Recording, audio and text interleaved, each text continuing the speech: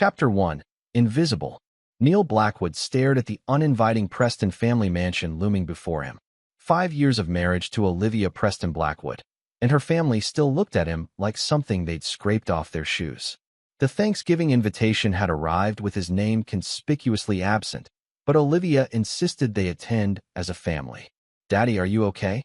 8-year-old Mia tugged at his sleeve, his eyes, filled with concern. "Sure am, sweetheart." Neil forced a smile. "Just thinking about all that turkey we're about to eat." Olivia was already halfway up the walkway, her designer coat and manicured nails a stark contrast to Neil's department store jacket. She'd changed since her parents had finally worn her down, started seeing him through their eyes. As they entered, Richard Preston, tech magnate and patriarch of the Preston Empire, barely acknowledged Neil's existence. His wife, Vivian, offered a perfunctory cheek kiss to her daughter and granddaughter while giving Neil a look that could freeze hellfire. "Olivia, darling," called a voice from the parlor. Jackson Lloyd, Olivia's ex from her college days, emerged with a glass of scotch. The son of Richard's business partner and now the COO of Preston Technologies, Jackson had been a fixture at family gatherings for months. Neil wasn't stupid. He saw the lingering glances between Jackson and Olivia. Dinner was a performance in psychological warfare. Richard dominating conversation about million-dollar deals while Neil, a freelance app developer with modest success, was positioned at the far end of the table.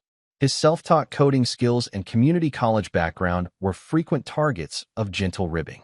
"So, Neil," Richard's voice cut through conversation. "Still playing with your little computer games while my daughter supports you?"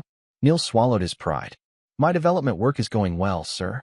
I'm finalizing an application that—" "Save it for someone who cares," laughed Richard's brother Dale. "Some men just aren't built to provide. That's why we were concerned when Olivia brought home her project." Mia's small voice piped up. "My daddy works really hard." "Of course he does, sweetie," Vivian condescended. "Someone has to keep the couch warm." Neil noticed Jackson's hand under the table, resting on Olivia's thigh. When she didn't move it away, something inside Neil hardened. Later, as Neil helped clear dishes, the only man doing so, he overheard Richard and Vivian talking with Olivia in Richard's study. "We've tolerated him long enough," Richard hissed. "Jackson is ready to step in. The divorce papers are drawn up." "What about Mia?" Olivia asked.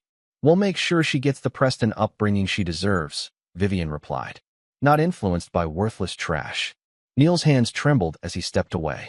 In the living room, Mia was showing Jackson her drawings. When he dismissed her to take a business call, Neil saw the hurt in his daughter's eyes. That night, Neil didn't confront Olivia. Instead, he waited until she fell asleep, then went to his home office. The application he'd been developing for 2 years, Neuracom, an AI communication platform, had just drawn interest from several investors. But rather than accept their modest offers, he made a decision that would change everything. Neil looked at a photo of Mia on his desk and whispered, "They have no idea what I'm capable of." Chapter 2. The Architect of Shadows. 6 months before Thanksgiving, Neil had discovered the affair when he borrowed Olivia's laptop and found intimate messages between her and Jackson. Instead of confronting her immediately, Neil began gathering information, not just about the affair, but about Preston Technologies. Neil had always been different. Growing up in foster care after his parents died in a car crash, he'd taught himself coding as an escape. His mind worked in patterns others couldn't see. What the Prestons saw as a disadvantage, his outsider status, was actually his strength. He didn't play by their rules because he never learned them. Neil's app, Neuracom, was revolutionary, an AI communication platform that could interpret emotional subtexts in messages and predict response patterns. He developed it originally to help children with autism, inspired by a foster brother who struggled with social cues. The market potential was enormous, but Neil had bigger plans. While Olivia spent late nights at the office with Jackson, Neil was methodically building his platform and researching Preston Technologies' vulnerabilities.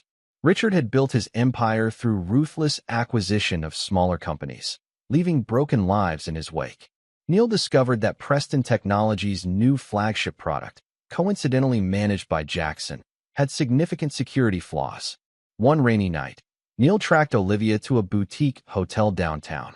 Instead of confronting her, he sat in his car, rain hammering the roof, and called his only ally, Dominic Walsh, a former cybersecurity specialist who'd been ruined by Richard Preston years ago. You sure about this path, Neil? Dominic's gruff voice crackled through the speaker. Once you start, there's no going back. Neil watched as Jackson kissed Olivia in the hotel lobby. They've already decided my fate, Dom. I'm just changing the ending. In his modest apartment-turned-office, Dominic had helped Neil establish connections with legitimate investors while simultaneously mapping the Preston Empire's digital infrastructure. They discovered Richard's company had been built on stolen intellectual property and tax evasion schemes. Meanwhile, Neil maintained his facade as the struggling husband.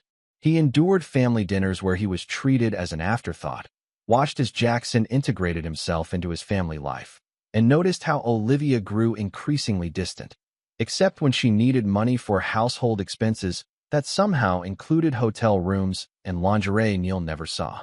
The breaking point came when Neil found divorce papers in Olivia's desk drawer, already signed and dated, 3 weeks before Thanksgiving.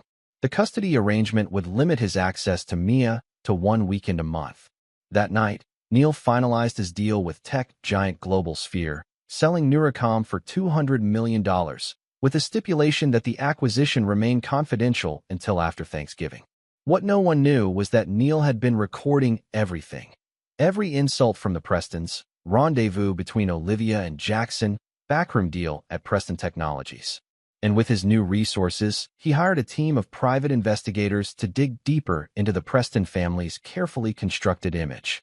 As Thanksgiving approached, Neil maintained his humble persona while quietly moving his assets and implementing the infrastructure for his revenge. The Prestons saw only what they expected to see, a failure, a nobody. But in the shadows, Neil was architecting their downfall with precision that would have impressed even Richard Preston. The night before Thanksgiving, Neil tucked Mia into bed. "Daddy, why doesn't Grandpa like you?" she asked innocently. Neil smoothed her hair. "Sometimes people can only see what's on the surface, sweetheart. But it's what's inside that matters." "I know what's inside you, Daddy," Mia said sleepily. "You're a good person." Neil kissed her forehead, his resolve strengthening. What he was about to do wasn't just for him anymore. It was for Mia, to show her that no one had the right to determine another person's worth. Chapter 3. Beneath the Surface. 2 weeks before Thanksgiving, Neil received a call from Zoe Blackwood, his estranged older sister. After their parents' death, they'd been separated in the foster system. Zoe had aged out before Neil and disappeared, leaving him to navigate the system alone. Her sudden reappearance was unexpected. "I've been watching you, little brother," Zoe said when they met at a quiet cafe. Now a successful criminal defense attorney, she'd been tracking Neil's life from afar. The Prestons have a reputation in legal circles. They destroy people for sport. Neil studied his sister, hard edges and sharp eyes that missed nothing. "Why come back now?" "Because I recognize the look in your eyes. You're planning something." Zoe leaned forward. "Whatever it is, you'll need legal protection." Neil hesitated, then shared portions of his plan. Zoe's expression remained neutral, but her eyes flickered with approval and concern. "Richard Preston represented the company that manufactured the faulty brakes on our parents' car," Zoe revealed. "He buried the evidence. That's why I became a lawyer." This new information cemented Neil's resolve. The Prestons hadn't just insulted him. They were indirectly responsible for the trajectory of his entire life. Meanwhile, Olivia's behavior grew increasingly suspicious. Neil discovered she'd been transferring money from their joint account to a separate one. Through his surveillance, he learned she and Jackson planned to leave the country after Thanksgiving with Mia, using Neil's anticipated absence from the family dinner as an opportunity to implement their plan. What Olivia didn't know was that Neil had already spoken with a different attorney specializing in family law. With evidence of Olivia's affair, financial manipulation, and documented instances of the Prestons' psychological abuse, he'd built a case for full custody. The weekend before Thanksgiving, Neil took Mia camping, something the Prestons considered beneath them. Under star-filled skies, Neil helped Mia identify constellations. "Daddy, why does Mommy spend so much time with Uncle Jackson?" Mia asked unexpectedly. Neil chose his words carefully. "Sometimes grown-ups make complicated choices. I heard Grandma say you're not good enough for us," Mia continued. "But she's wrong. You're the best daddy." Neil hugged his daughter tightly. "No matter what happens, I'll always be there for you. Promise me you'll remember that." When they returned home, Olivia was furious about the impromptu camping trip. You took her without asking me? My father was right about you. You're irresponsible and selfish. Neil remained calm. Is there something important I should know about Thanksgiving, Olivia? She faltered momentarily before composing herself. Just be ready by 4. And try to wear something presentable for once. That night, Neil finalized arrangements with Global Sphere. The company would announce their acquisition immediately after Thanksgiving, installing Neil as head of innovation with a corner office in their Manhattan headquarters. He also confirmed details with his legal team and private investigators, who had compiled an irrefutable dossier on Preston Technologies' illegal activities. Dominic called with crucial information. Jackson's been embezzling from Preston Technologies to fund a secret venture with Olivia. Richard doesn't know his golden boy has been siphoning millions. This was the missing piece. Neil's plan wasn't just about exposing an affair, it was about revealing the rot at the core of the Preston legacy. Jackson wasn't just sleeping with Neil's wife, he was betraying his mentor. The day before Thanksgiving, Neil received the final divorce papers from Olivia's attorney. The terms were brutal. She wanted everything, including full custody. Neil signed them with a steady hand, adding a small, almost imperceptible amendment that would become significant later. That evening, as Olivia packed overnight bags that seemed excessive for a family dinner, Neil sat with Mia and gave her a small, custom-coded digital device. This is very special technology, sweetheart. If you ever feel scared or confused tomorrow, press this button, and I'll know you need me. Mia examined the device with curiosity. Is it like a superhero signal? Neil smiled. Something like that. It's our secret, okay? As Thanksgiving Day dawned, Neil dressed with unusual care, selecting an expensive suit he'd recently purchased rather than his typical modest attire. The fabric felt foreign against his skin, but it was armor for the battle ahead. Olivia looked surprised. Where did you get that? I have my resources, Neil replied mildly. Shall we go? I wouldn't want to keep your family waiting. Chapter 4. The Gathering Storm. Thanksgiving Day arrived with a bitter chill that matched the atmosphere inside the Preston mansion. The house was decorated with ostentatious fall arrangements that cost more than Neil's monthly rent from before his windfall. Crystal gleamed, silver shone, and the air was thick with the aroma of gourmet dishes prepared by hired chefs. Neil entered with Olivia and Mia, immediately noting how Jackson was already there, positioned like he belonged. Richard clapped Jackson's shoulder with fatherly pride while barely acknowledging Neil's existence. Ah, the whole family's here, Richard announced, his emphasis on family clearly excluding Neil.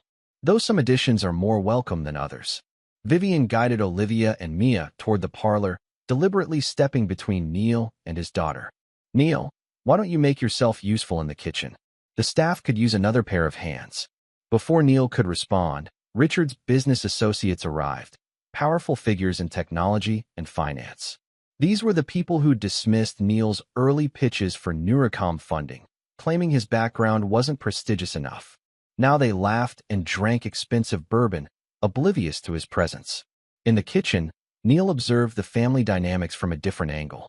He overheard the house staff's hushed conversations about poor Mr. Blackwood and how the Mrs. and Mr. Lloyd aren't even trying to hide it anymore. Neil's phone vibrated, a message from Dominic. All systems go. Global Sphere announcement set for 5 p.m. Legal team standing by. A kitchen staff member approached Neil. Sir, you don't need to be here. Mr. Preston doesn't like guests in the kitchen. I'm hardly a guest, Neil replied with a wry smile. More like background furniture. When Neil returned to the gathering, he found Jackson entertaining Mia with stories about the European trip he was planning. The trip that, unbeknownst to Neil, was supposed to include Olivia and Mia, but not him. You'll love Paris, princess, Jackson was saying. The museums, the culture, it's important for a Preston to experience the finer things. But I'm a Blackwood, Mia corrected, catching Neil's eye across the room. Jackson's smile tightened. Well, we can fix that, can't we? Throughout the afternoon, Neil maintained his composure despite mounting provocations. Richard accidentally spilled wine on Neil's suit. Vivian loudly discussed Olivia's unfortunate first marriage, as if Neil weren't present. Jackson made thinly veiled references to becoming Mia's stepfather soon. At precisely 4:30 p.m., as staff began serving dinner, Neil received another text from Dominic. Perimeter secure. Packages delivered. The packages were evidence files sent to every guest's email, scheduled for delivery during dinner. Each contained different information relevant to the recipient. For Richard's business associates, proof of his fraudulent practices. For extended family, documentation of Richard's betrayals of their trust. For Olivia, evidence of Jackson's numerous other affairs. As everyone took their seats at the massive dining table, Richard stood to give his annual Thanksgiving speech. Neil was seated at the far end, separated from Olivia and Mia. "We gather to give thanks for our prosperity and family," Richard began pompously. "Some of us have earned our place at this table through hard work and intelligence." His gaze flicked dismissively toward Neil. "Others, well, we tolerate their presence temporarily." Neil noticed Mia's lower lip trembling. Olivia squeezed her hand in warning, but the girl's eyes filled with tears. "In the coming year," Richard continued, "we'll see some necessary changes in our family structure. Some pruning of deadweight, if you will." The dinner proceeded with excruciating formality. As dessert was served, Richard addressed Neil directly for the first time. "I understand you've been developing some sort of computer application, Neil. How's that little hobby going? Still draining my daughter's resources?" Before Neil could answer, Dale chimed in. "Let's be honest, Richard. Some men just aren't cut out for success. They're, what's the phrase, worthless trash." The table fell silent except for Vivian's poorly disguised laughter. Even some of the guests looked uncomfortable. Mia suddenly stood up, her small face flushed with anger. "My daddy is not trash. He works harder than anyone." "Mia, sit down," Olivia hissed, mortified. "No." Mia's voice grew stronger. "Daddy just sold his app for $200 million. He told me not to tell, but you're being mean to him." The room froze. All eyes turned to Neil, who calmly set down his napkin. "Is this some kind of joke?" Richard demanded. Neil smiled for the first time that day. "Nuricom was acquired by Global Sphere this morning. The announcement goes public in—" He checked his watch, approximately 5 minutes. The look on Richard's face was worth every insult Neil had endured. But Neil wasn't finished. "What my brilliant daughter didn't mention is that Nuricom's technology is revolutionary enough that Global Sphere has also appointed me as their new Chief Innovation Officer." Neil stood slowly. "Which means, Richard, that as of Monday, I'll be your company's largest competitor's newest executive. Funny how life works out, isn't it?" As smartphones around the table began buzzing with email notifications, the packages being delivered, Neil looked directly at Olivia and Jackson. "I believe this changes our arrangements somewhat, doesn't it?" Chapter 5. Revelations and Reckonings. The Preston dining room erupted into chaos. Guests frantically checked their phones as Neil's packages arrived, each containing meticulously selected information. Richard's business associates turned ashen as they discovered evidence of his fraudulent practices. Extended family members gasped at revelations of Richard's betrayals. Olivia stared at her phone in horror, scrolling through proof of Jackson's numerous affairs, including one with Richard's young assistant. "What is the meaning of this?" Richard roared, his own phone displaying documents revealing that Preston Technologies' flagship security software contained stolen code, Neil's code, which he'd pitched to them years ago, and they'd rejected before developing a similar product. Vivian rushed to her husband's side, her perfectly composed facade cracking as she glimpsed the screen. "Richard, is this true?" Neil remained standing, calm amid the storm. "I believe everyone is discovering some interesting truths this Thanksgiving. Truth has always been in short supply in this house." Jackson lunged across the table toward Neil, but was restrained by 2 shocked dinner guests. "You hacked our accounts, you bastard. That's illegal." "Nothing I've shared was obtained illegally," Neil replied coolly. "Digital forensics leaves trails, Jackson. You should know that as Preston Technologies' chief security officer, though you've been rather preoccupied lately." Neil turned to address the stunned gathering. 3 years ago, I pitched Nuricom to Preston Technologies. Richard dismissed it as amateur hour, his exact words. 6 months later, Preston Technologies launched a remarkably similar product. The difference is, I kept improving mine while maintaining extensive documentation of my original work. Richard's face purpled. "You'll never prove it. I'll bury you in litigation." "Actually," came a new voice from the doorway, "he can and will prove it." Zoe Blackwood entered the dining room, elegant in a tailored suit. followed by Neil's legal team and 2 federal agents. "Richard Preston, I'm Special Agent Carter with the FBI's Cybercrime Division," said one of the agents. "We have a warrant to seize Preston Technologies servers based on evidence of intellectual property theft and securities fraud." While Richard sputtered in disbelief, Olivia grabbed Mia's arm. "We're leaving." "Now." "I'm afraid not," Neil said quietly, producing the divorce papers Olivia had served him. "You might want to read the amendment I added before signing. My lawyers were quite thorough." Olivia scanned the document, her face draining of color. In accepting Neil's amendment, she had unwittingly agreed to a complete reversal of the custody arrangement, with Neil receiving primary custody based on evidence of her planned parental abduction. "You can't do this," she gasped. "Actually, he can," confirmed Zoe. "Plotting to take a child out of the country without the other parent's consent is parental kidnapping. We have your tickets, Olivia. One way to Switzerland, leaving tomorrow morning." Jackson backed away from Olivia. "I don't know what she's talking about. This was all her idea." The ultimate betrayal, Jackson throwing Olivia under the bus to save himself, played out exactly as Neil had predicted. Richard collapsed into his chair, the empire he'd built crumbling around him. "This is absurd. I'm Richard Preston. Do you know who I am?"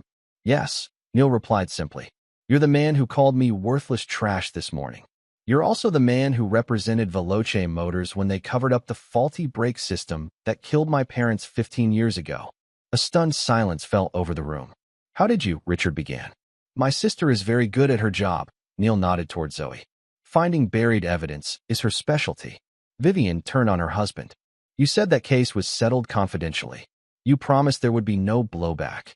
"The statute of limitations on the criminal charges has expired," Zoe explained coolly. "But the civil liability hasn't. As of this morning, we filed a $50 million wrongful death suit against both Veloce Motors and Preston Legal Services for conspiracy to obstruct justice."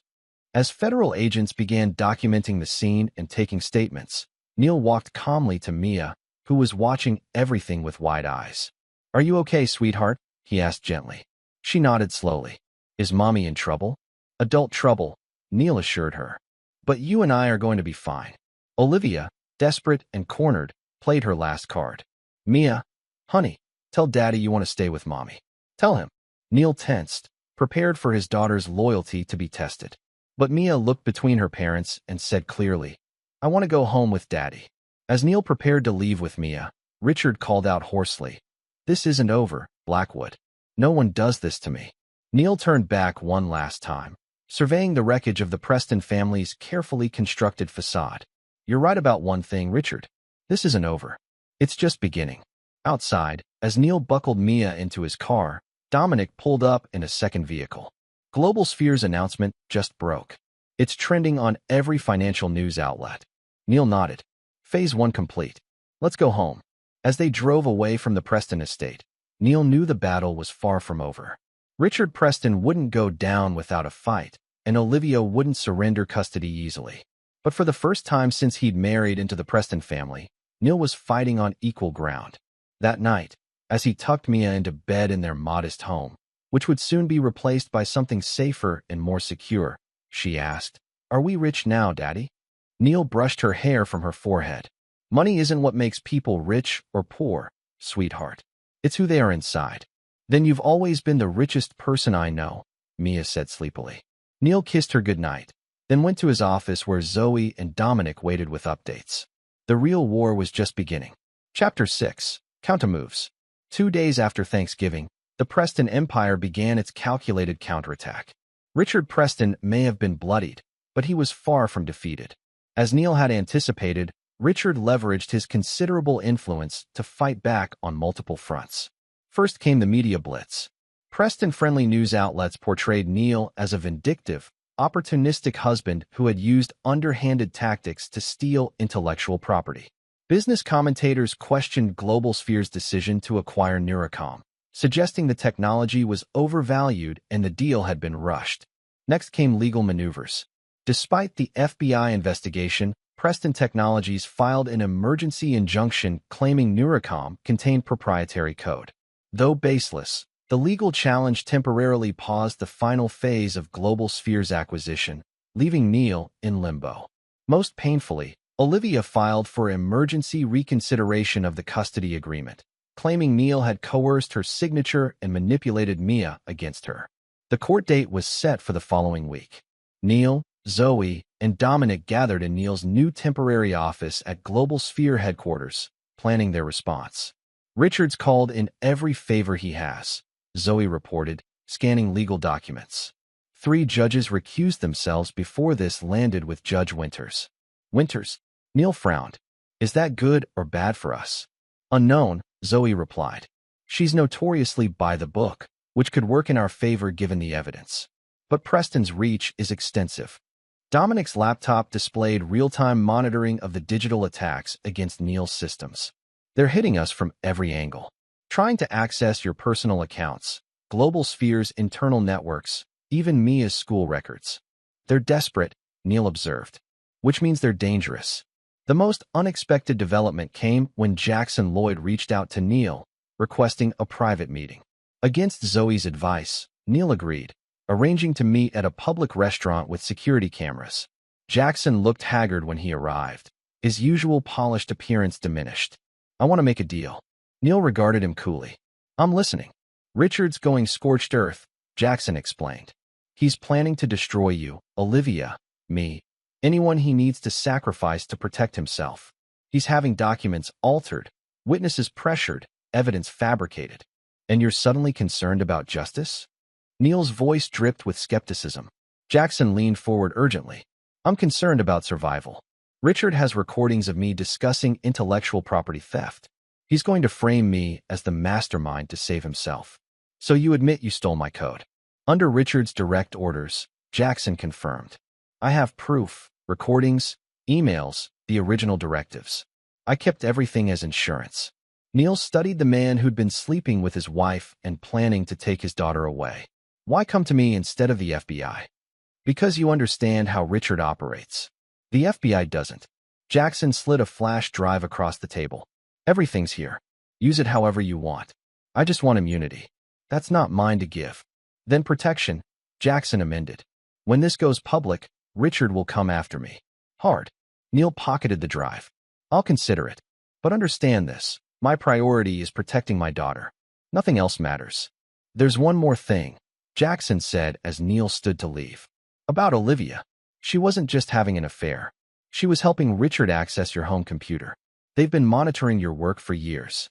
This revelation, though shocking, aligned with patterns Neil had noticed. Unexplained system glitches, Olivia's sudden interest in his work schedule. The betrayal cut deeper than he'd imagined.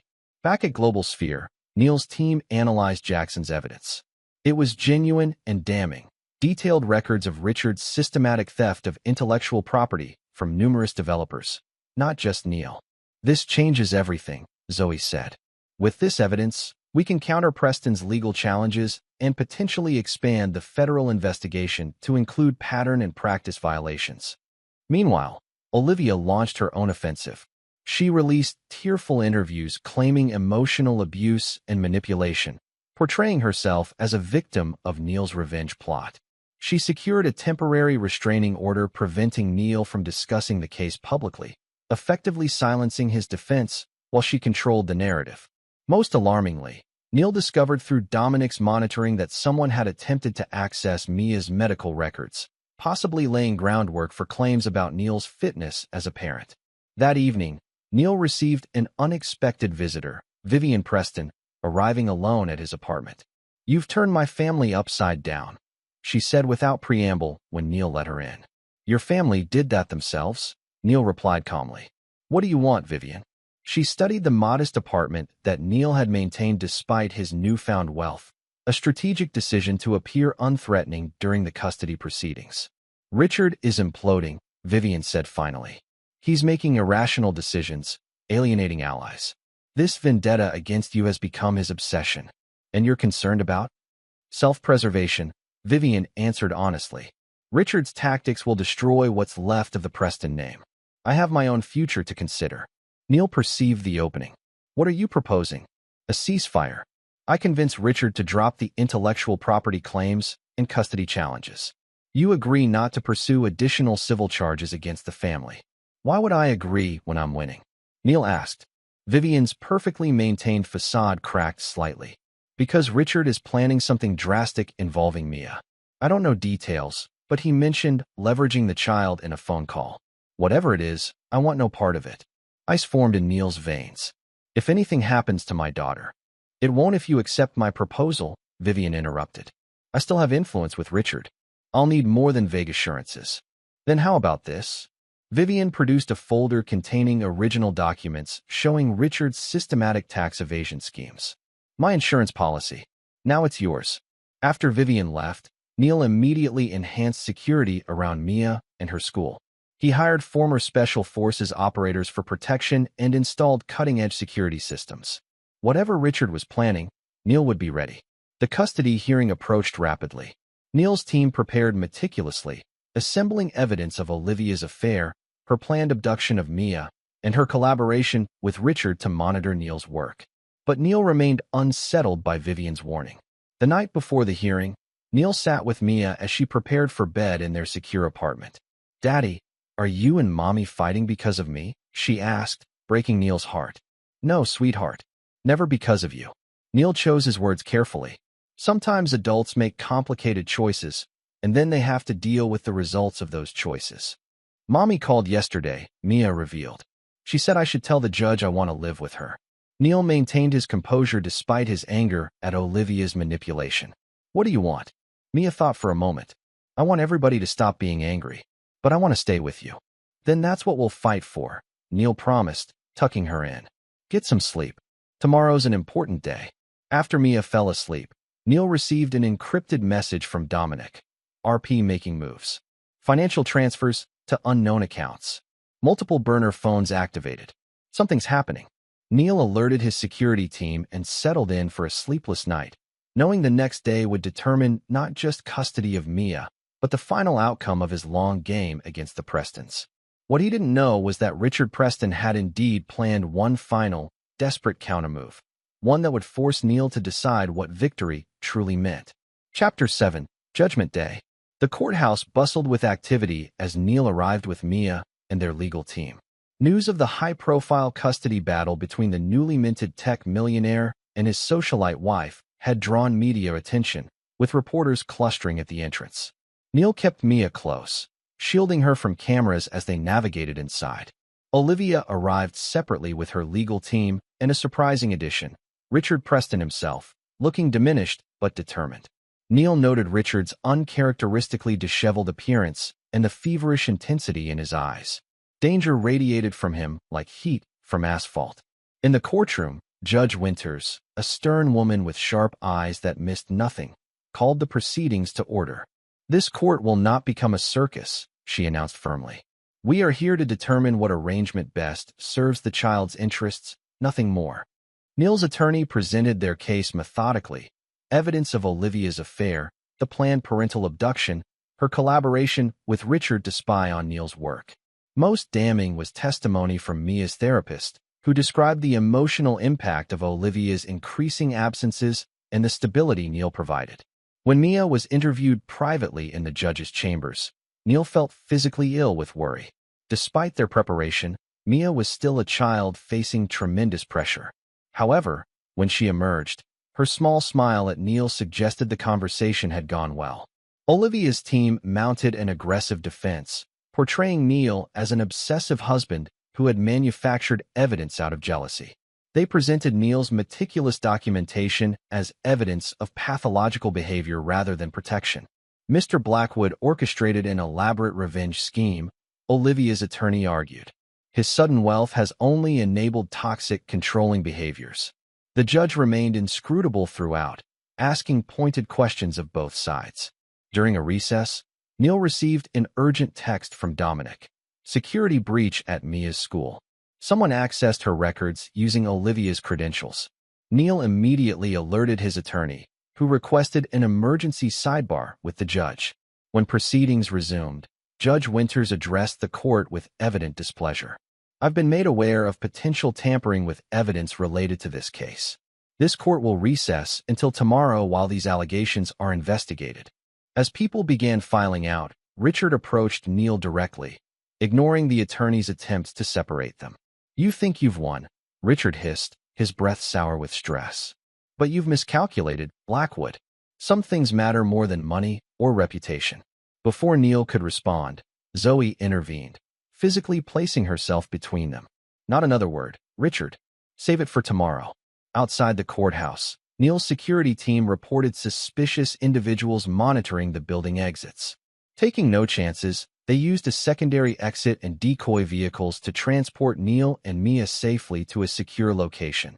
Not Neil's apartment, but a Global Sphere executive suite that had been hardened against surveillance and intrusion. That evening, while Mia watched movies with a security detail, Neil, Zoe, and Dominic strategized. Richard's planning something major, Dominic reported, reviewing surveillance feeds. Large cash withdrawals, communications with known fixers, unusual movements of Preston Technologies' security personnel. He mentioned things that matter more than money or reputation, Neil recalled. He's desperate enough to try something illegal. We should request additional court security tomorrow, Zoe suggested. As they talked, Neil's secure phone rang, a number he didn't recognize. Cautiously, he answered on speaker. Neil. It was Vivian Preston's voice, uncharacteristically shaky. Richard knows I met with you. He's not rational anymore. He's talking about removing obstacles permanently. Neil's blood ran cold. Where are you now? A hotel. I left after he. Her voice broke.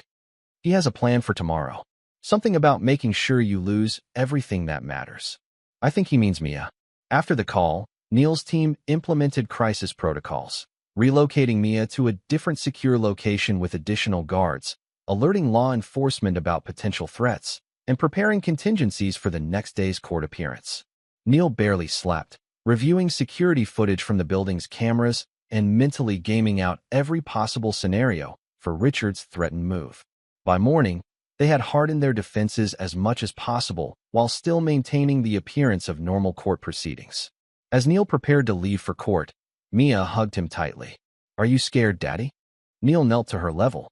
A little. But being brave doesn't mean you're not scared. It means you do what's right even when you are scared.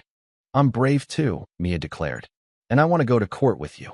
After careful consideration, Neil's team decided that keeping Mia with them, surrounded by security, was safer than leaving her elsewhere, potentially exposing her to whatever Richard had planned. At the courthouse, security was visibly enhanced. Judge Winters had been briefed about potential disruptions, and additional court officers were present.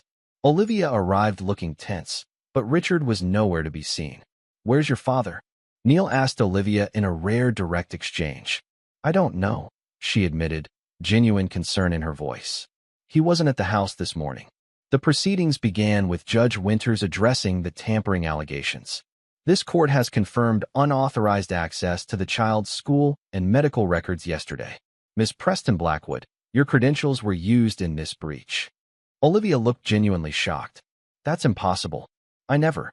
Nevertheless, the judge continued. This tampering appears aimed at fabricating evidence of parental neglect where none exists. As the judge spoke, Neil noticed movement at the courtroom door, Richard Preston entering furtively, his hand concealed in his jacket pocket. Neil's security detail noticed simultaneously, subtly shifting positions. Judge Winters was preparing to announce her ruling when Richard suddenly moved forward, withdrawing his hand from his pocket. Neil's security reacted instantly, but not before Richard revealed what he was holding. Not a weapon, but a thumb drive. Your Honor, Richard called out, his voice unsteady. Critical evidence has been withheld from this court.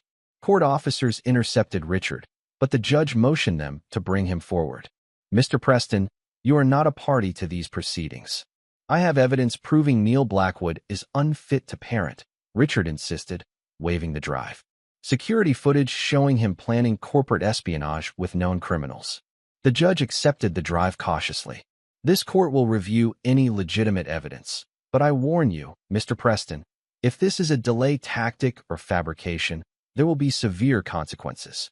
While the court took a brief recess to review the material, Neil conferred urgently with his team.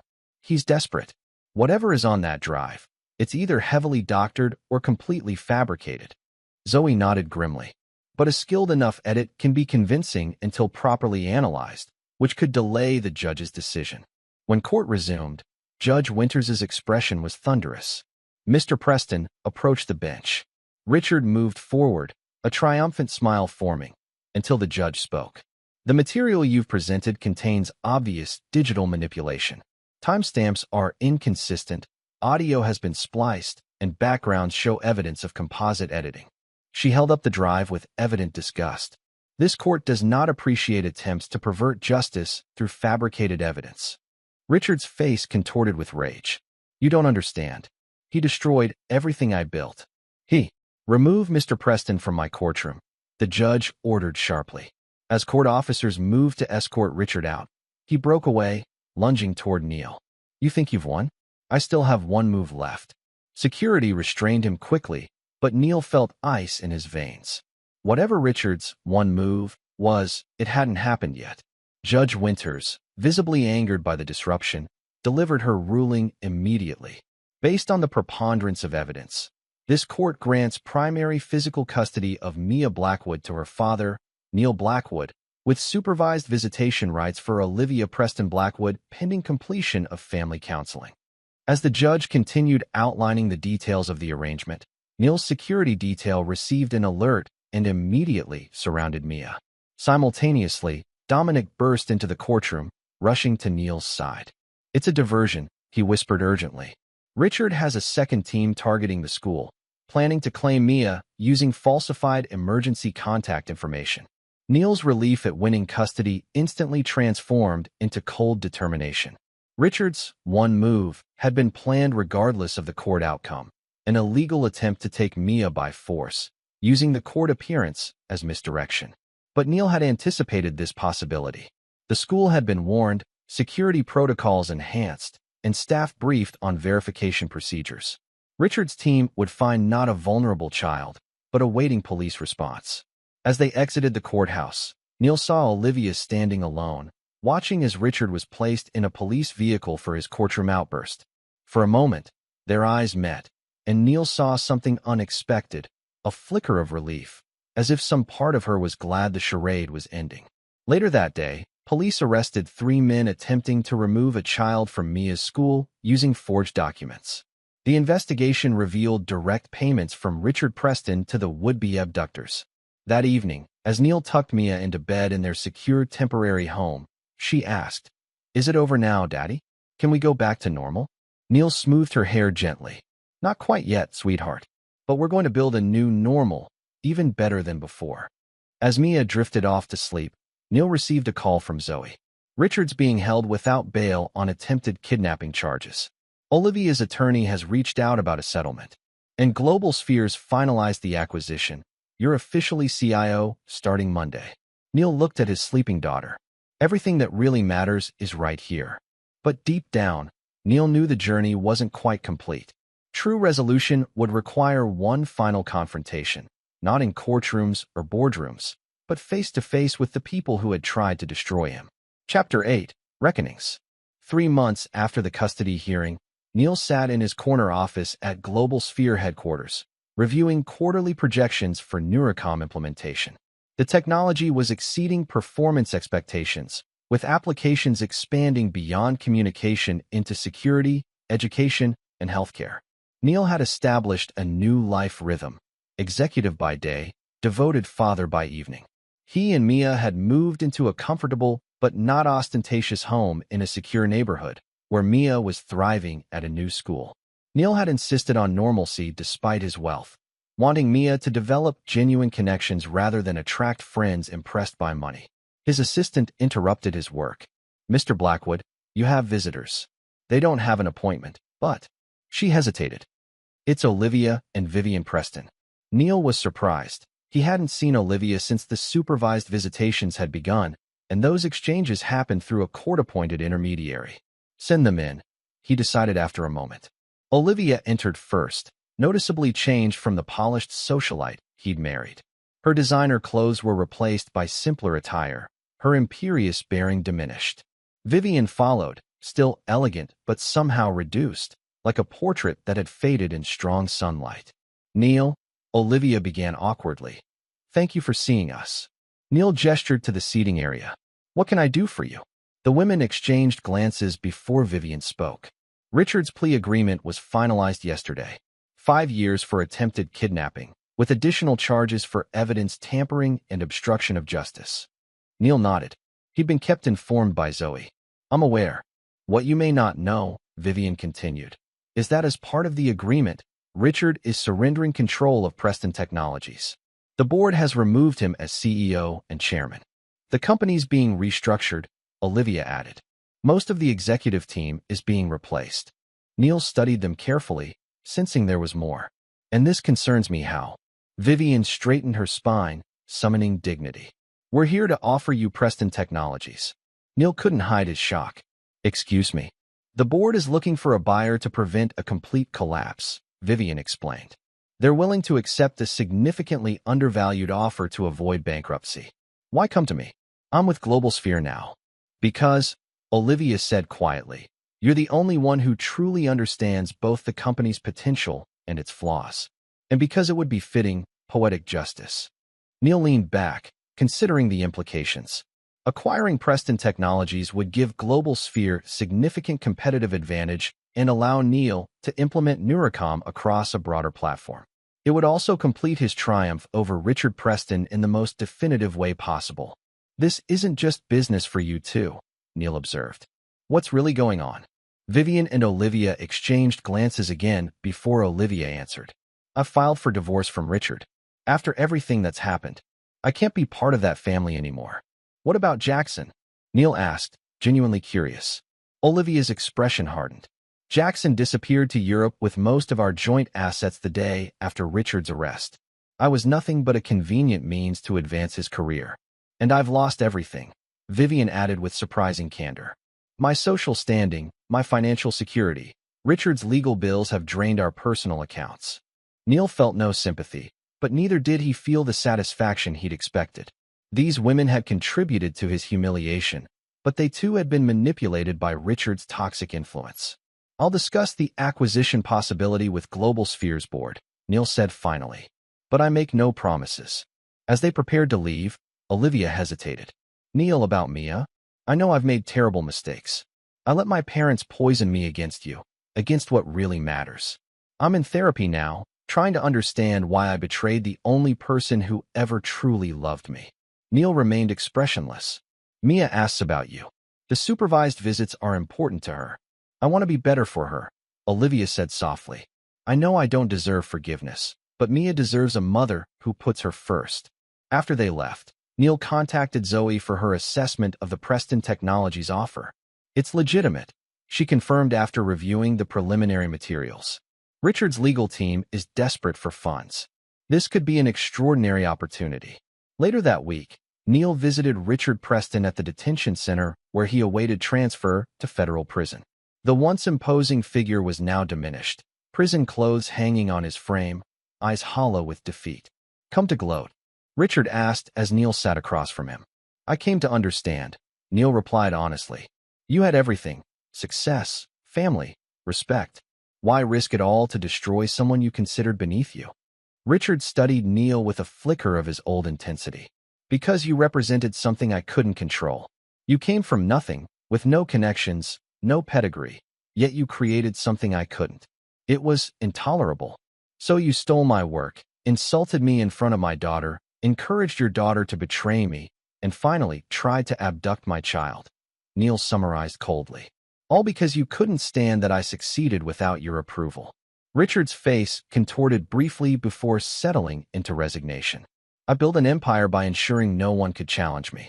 You weren't just a challenge. You were a refutation of everything I believed about power and worthiness. Neil leaned forward. I'm considering buying what's left of Preston Technologies. For the first time, genuine emotion crossed Richard's face, naked horror at the ultimate humiliation. You wouldn't. Actually, I would, Neil replied calmly. But not for revenge. For business. Your company still has valuable assets and talent that could thrive under better leadership. Richard laughed bitterly. So this is how it ends. You take my company, my daughter, my legacy. No, Richard. This is how it begins, Neil corrected him. Mia will know her grandfather made serious mistakes, but had the opportunity to make amends. What happens next is up to you. As Neil stood to leave, Richard called after him.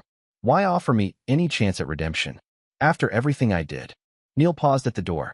Because ultimately, this was never about you. It was about showing Mia that our worth isn't determined by others' opinions of us, but by the choices we make when tested. Over the following months, Neil orchestrated Global Sphere's acquisition of Preston Technologies' key divisions. He retained talented employees while implementing comprehensive ethics reforms. The technology that Richard had once dismissed as amateur hour now powered the combined company's most successful products. Olivia continued therapy and gradually earned increased visitation with Mia.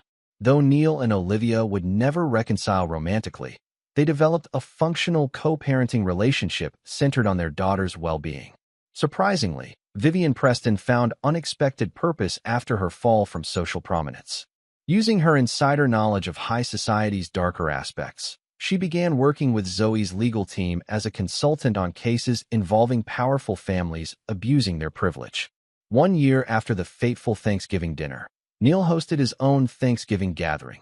A blend of chosen family including Dominic, Zoe, and select colleagues who had supported him throughout his journey.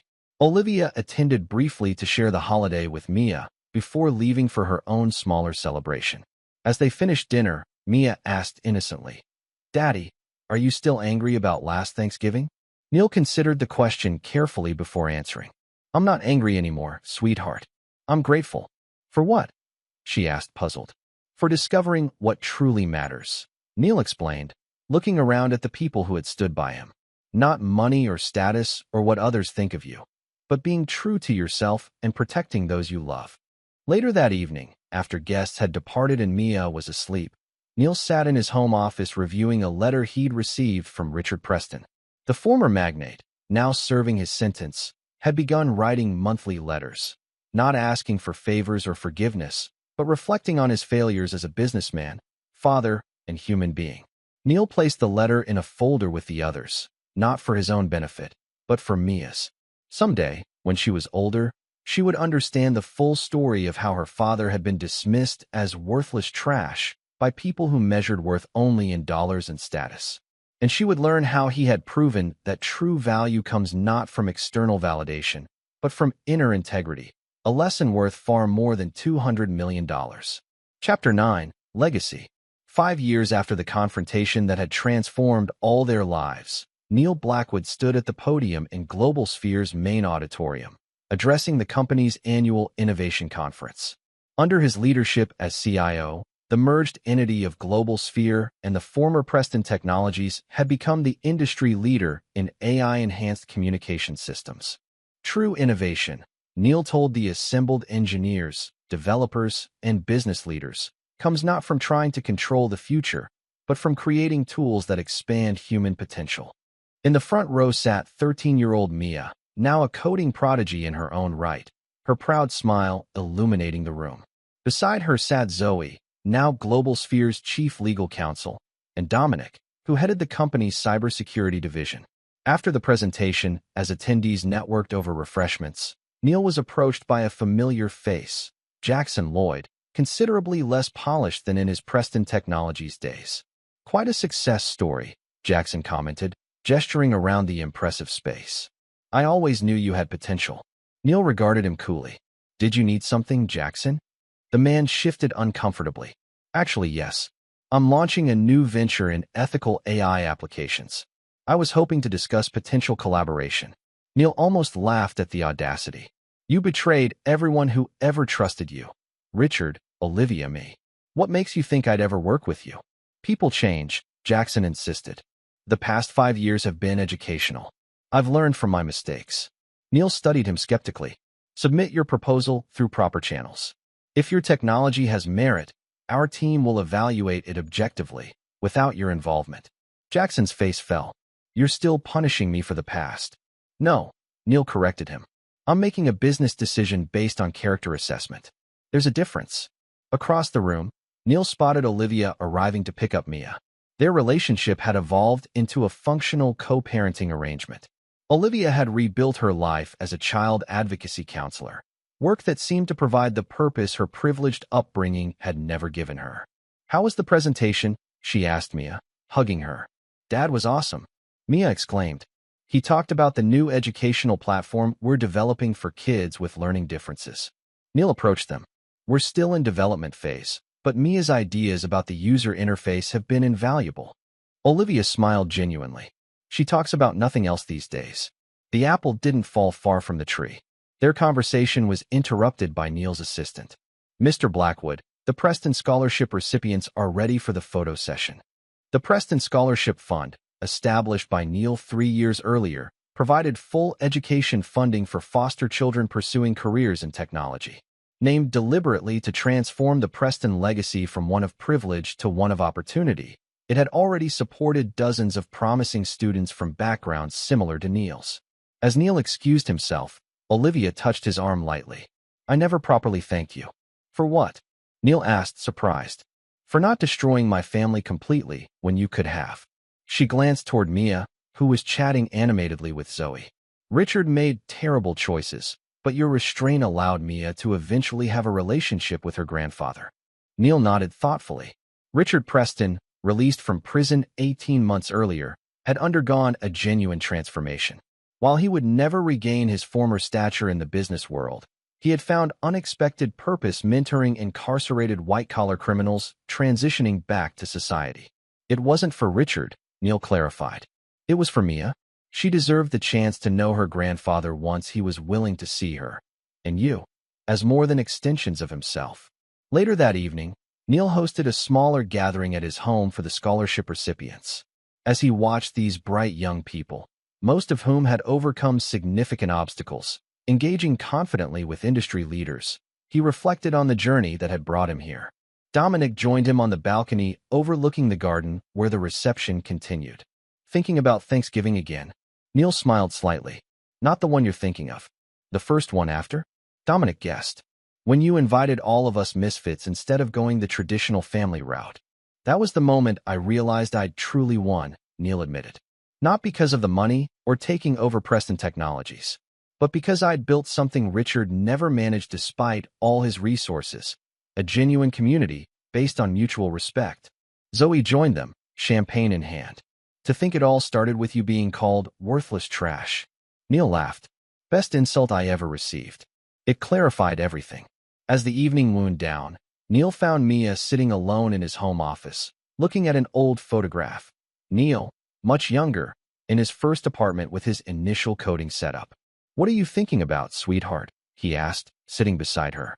I found this while researching for my school biography project, Mia explained. You look so young, but your eyes are the same. That was taken right after I aged out of foster care, Neil told her. Everything I owned fit in 2 suitcases, but I was determined to make something of myself. Mia studied the photo thoughtfully. Mom told me something interesting yesterday. She said before you got rich, before Neurocom, you were exactly the same person you are now, just without the resources to show it. Neil felt unexpected emotion tightening his throat. Your mother has become quite insightful. She also said Grandpa Richard's biggest mistake wasn't the illegal stuff, but not recognizing your value when he first met you. Mia looked up at her father. Is that why you named the scholarship after him? To teach him about recognizing value in unexpected places. Neil smiled at his perceptive daughter. That's exactly right. The greatest revenge isn't destruction, it's transformation. As they joined the remaining guests, Neil reflected on the long journey from that Thanksgiving dinner where he'd been dismissed as worthless trash to this moment of genuine fulfillment. The money, the success, the vindication, all were satisfying, but none compared to the quiet pride of raising a daughter who understood that true worth came from character, not circumstances. And when Richard Preston had finally asked, during one of Mia's supervised visits to the prison, what did you say that day at Thanksgiving, after your daughter announced your success?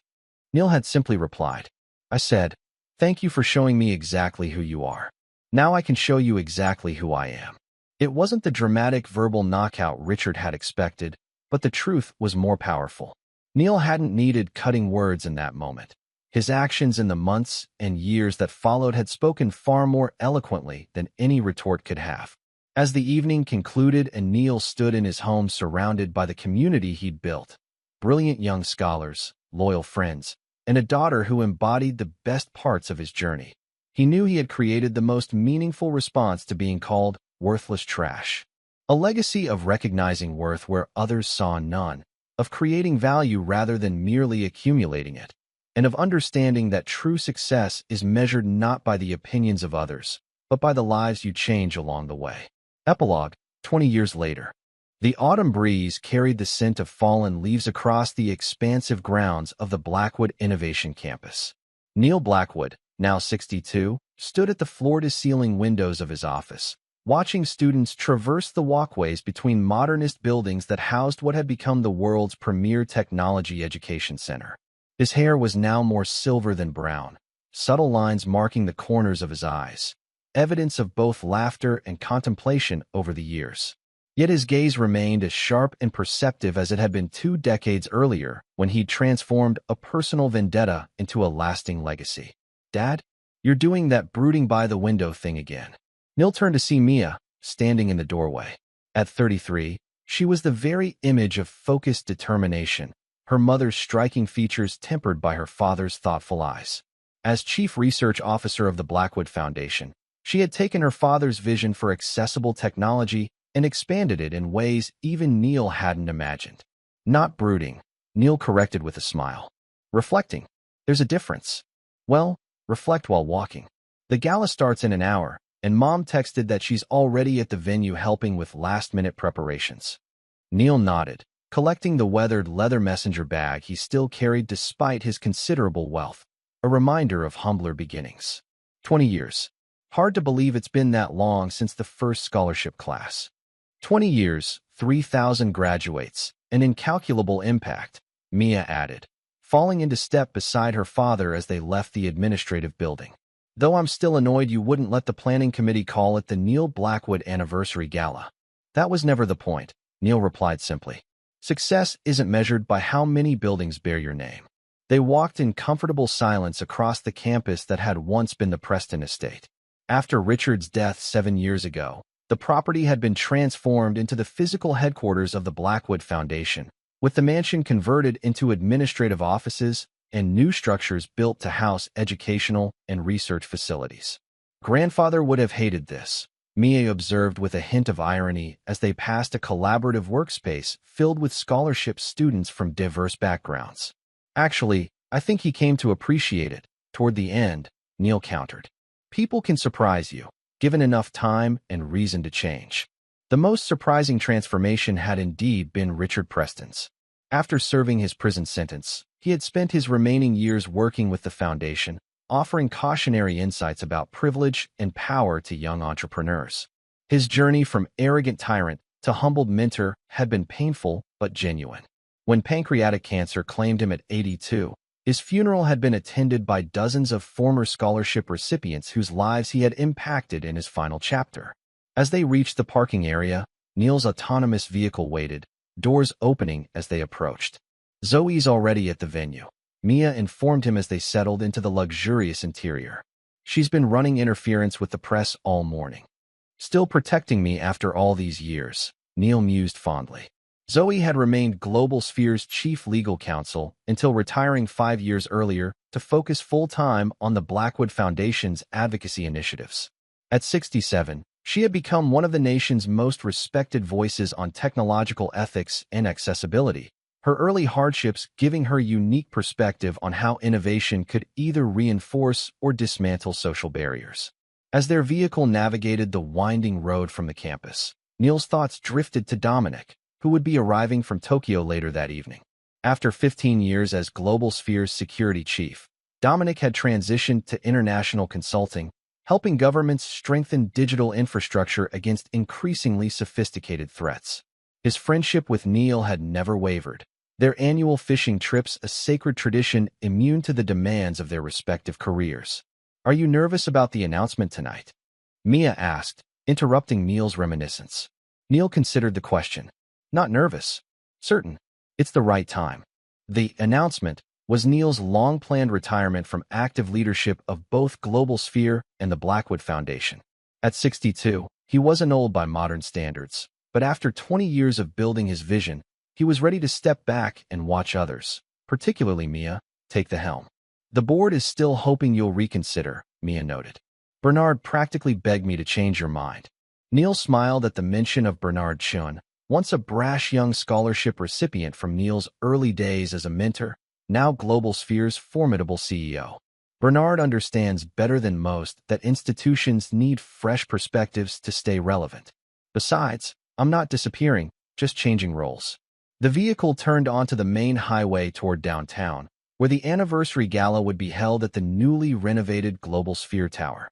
The building's distinctive helix design, illuminated against the darkening sky, had become an architectural landmark, its public ground floors housing interactive technology exhibits that drew visitors from around the world. Heard anything from Jackson recently? Neil asked, seemingly casual, but watching Mia's reaction carefully. Mia's expression tightened slightly. He sent another proposal last month. Same basic idea repackaged with trendier terminology. I declined, professionally but firmly. Jackson Lloyd's post-scandal life had followed a predictable trajectory: failed ventures, increasingly desperate attempts to recapture former glory, and a persistent refusal to acknowledge his own role in his downfall. His latest outreach was just one in a long series of attempts to attach himself to the success of the Blackwood name. He never understood that innovation without integrity is just exploitation with better marketing, Neil observed. A lesson you drill into every scholarship class, Mia replied with affectionate exasperation. Along with true worth isn't measured by others' opinions and character outlasts capital. All evidence suggests those lessons bear repeating, Neil said, unperturbed by his daughter's teasing. As their vehicle approached the downtown district, the digital billboard on Global Sphere Tower cycled through images of former scholarship recipients, now accomplished engineers, entrepreneurs, researchers, and educators. These were Neil's true legacy, far more significant than the financial empire he had built. The anniversary gala venue, occupying Global Sphere Tower's spectacular 75th floor observation deck, was already bustling with activity when Neil and Mia arrived. Staff made final adjustments to elaborate displays chronicling the Foundation's 20-year journey, while early arrivals, mostly Foundation staff and close associates, conferred in small groups. Olivia spotted them immediately, approaching with the confident grace she had developed in her post-socialite life. At 58, she retained her striking beauty, though the designer clothes and meticulous styling of her Preston days had given way to a more authentic elegance. Cutting it close as usual, she chided Neil gently before embracing Mia. The governor just called to confirm she'll be here, and 3 more scholarship alumni landed emergency funding for the Mali Education Initiative. Neil nodded approvingly. Olivia's transformation from trophy wife to humanitarian had been among the most profound evolutions in their extended circle. After rebuilding her relationship with Mia, she had channeled her social connections and organizational talents into the Foundation's international initiatives, eventually heading its global education division. "Where's Philip?" Mia asked, referring to Olivia's husband of 12 years, a soft-spoken architecture professor who had designed several of the campus buildings. "Rescuing your grandmother from the catering staff," Olivia replied with a smile. "She's trying to improve their hors d'oeuvres arrangement." Neil glanced across the room to see Vivian Preston, now in her early 80s but still formidable, gesturing emphatically to a bemused server while Philip attempted diplomatic intervention.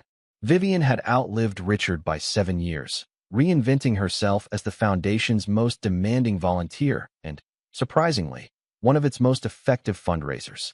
Her journey from social climber to passionate advocate for educational equity had been unexpected but genuine.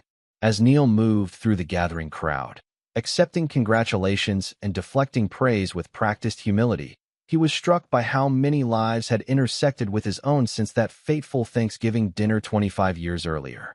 Former adversaries, skeptical investors, reluctant partners, many had become allies, collaborators, even friends.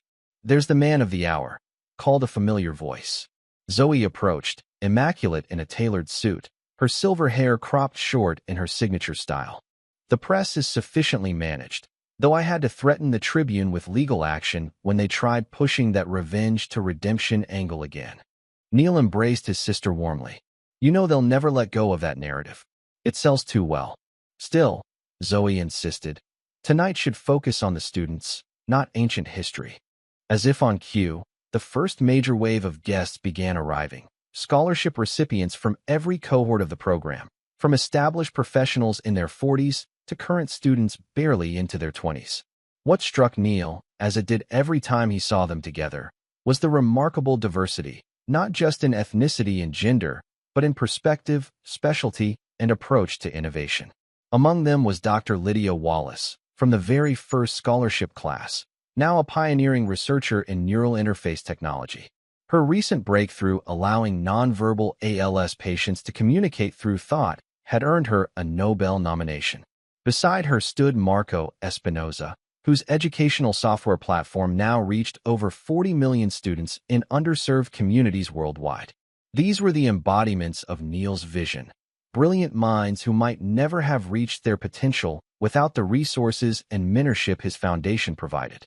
Unlike Richard Preston's approach of hoarding knowledge and advantage, Neil had built his legacy on distribution and empowerment. As the event's formal program began, Neil found himself seated between Mia and Dominic, who had arrived from Tokyo looking remarkably unchanged despite his 65 years, still solid, observant, with the quiet alertness that had made him such an effective security chief. Heard about the retirement announcement, Dominic murmured as the Foundation's current executive director delivered opening remarks. About time. You've been threatening to step back for what, 5 years now? 7, Neil corrected with a slight smile.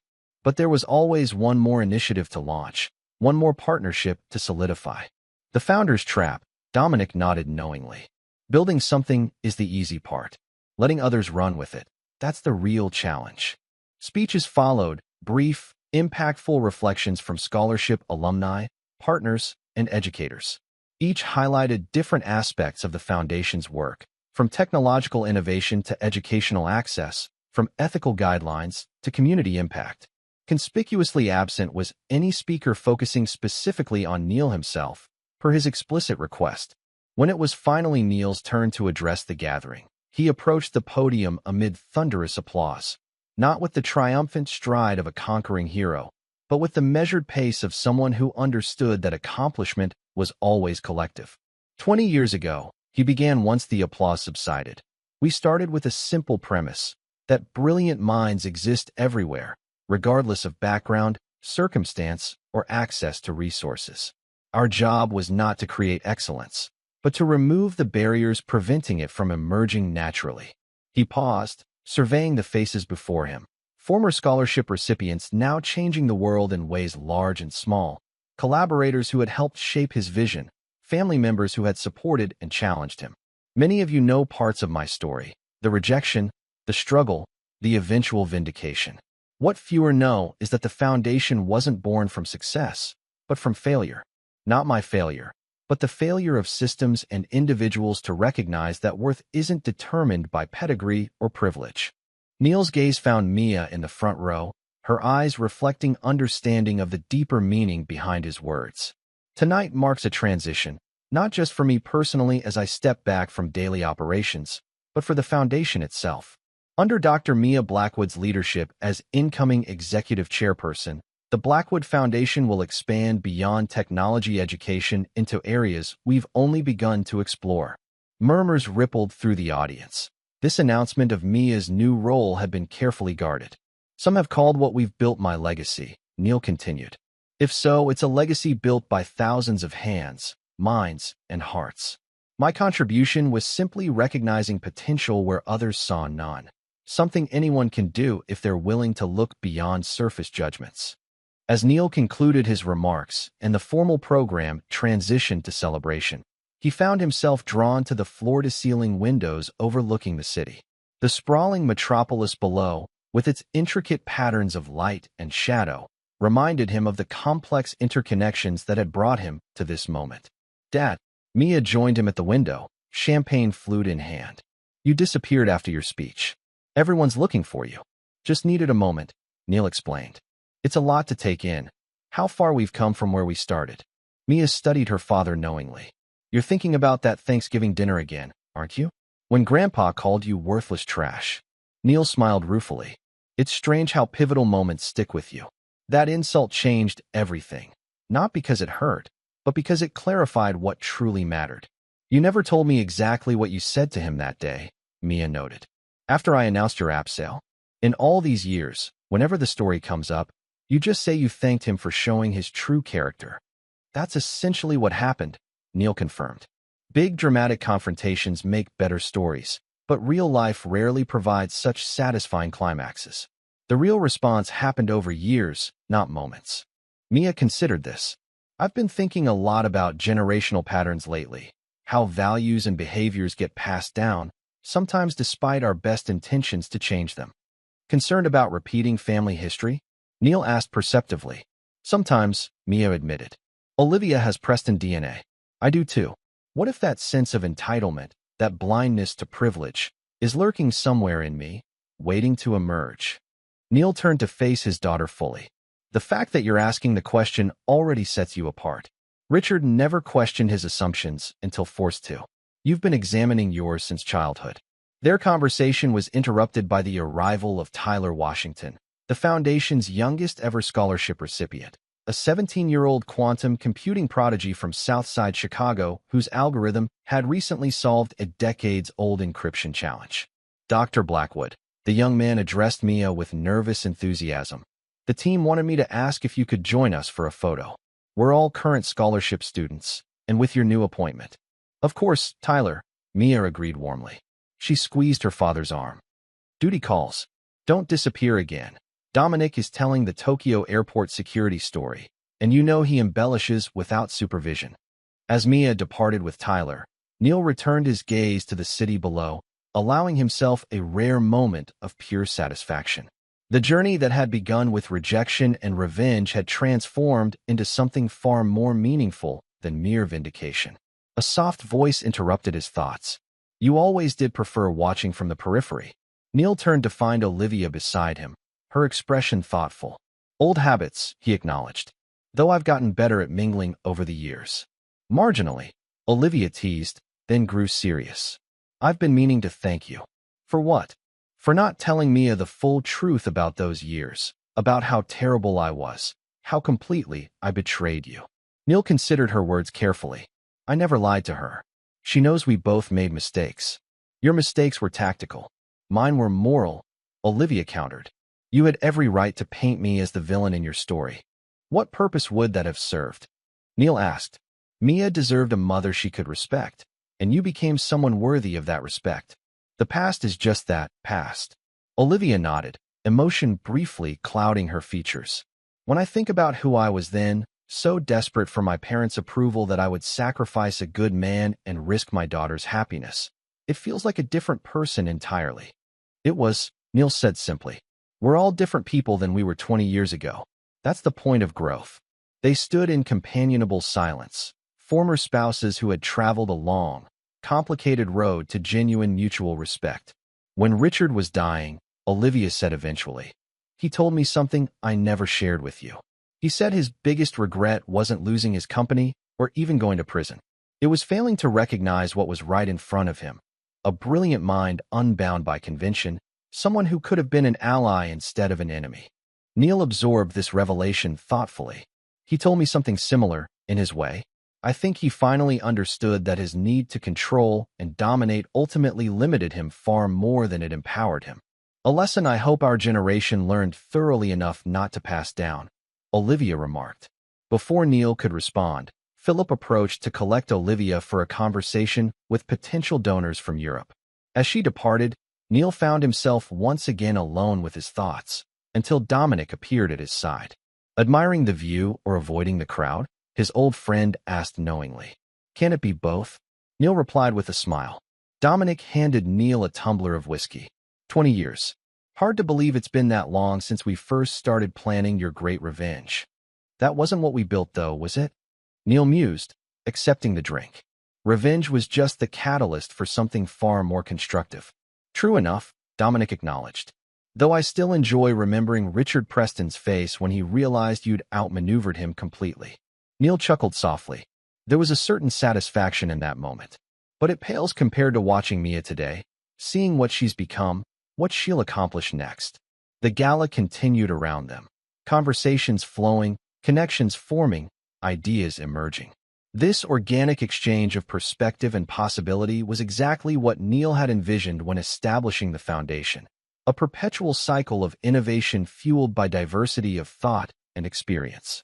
As the evening drew to a close, with guests gradually departing and staff beginning subtle cleanup, Neil found himself drawn to a display he hadn't noticed earlier, a simple digital frame cycling through photographs from the Foundation's history.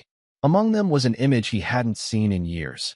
Neil and 8-year-old Mia in his modest pre-wealth apartment, surrounded by computer equipment, both intensely focused on a coding problem. "That's my favorite picture of us," Mia said, appearing beside him. "Before everything changed." "Not everything changed," Neil corrected gently. "The circumstances changed. The values remained constant." Mia nodded thoughtfully. "I've been thinking about what you said in your speech, about recognizing potential where others don't see it. That's what you did with me, too. Not just as my father, but as my first teacher." "You hardly needed my help," Neil demurred. "Your brilliance was obvious from the start." "Not to everyone," Mia reminded him. "Grandfather initially saw me as just another Preston asset to be molded and controlled. You saw me as a mind to be nurtured and guided. That difference changed everything." As the last guests departed and the event staff completed their work, the Blackwood inner circle gathered for a final, private toast. Neil, Mia, Zoe, Dominic, Olivia, and Philip. They stood together in the now-quiet observation deck, city lights twinkling below them like earthbound stars. "To 20 years of proving that worth isn't determined by others' opinions," Zoe offered, raising her glass. "To recognizing value where others see none," added Dominic. "To second chances and new beginnings," Olivia contributed softly. "To the next 20 years," Philip suggested. Mia raised her glass last.